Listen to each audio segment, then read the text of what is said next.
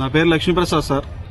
Sir నేను online betting నమ్మి ఎన్నో డబ్బులు పోగొట్టుకున్నాను సార్. గవర్నమెంట్ డబ్బులు పోగొట్టాను సార్.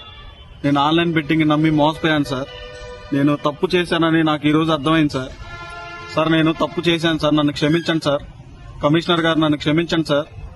సార్ నాకు ఒక నెల అవకాశం ఇస్తే నేను ఆ డబ్బులు ఎలాగైనా సరే మా అమ్మ మా నాన్నలు బతిలాడుకొని నేను తెచ్చి కట్టగలను సార్. నాకు ఒక అవకాశం ఇవ్వండి సార్. ఈ రోజు నేను చేసిన తప్పు వల్ల నా భార్య పిల్లలు మేమంతా రోడ్డు మీద పడి ఉన్నాం సార్. పిల్లలు 2 రోజుల నుంచి ఏం తినలేదు సార్. ఎన్నో ఇబ్బందులు పడుతున్నాం సార్.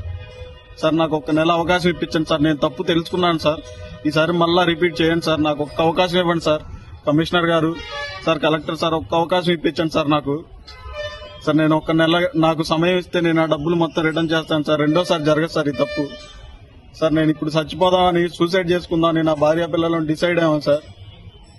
సార్ క్షమించండి సార్ మమ్మల్ని.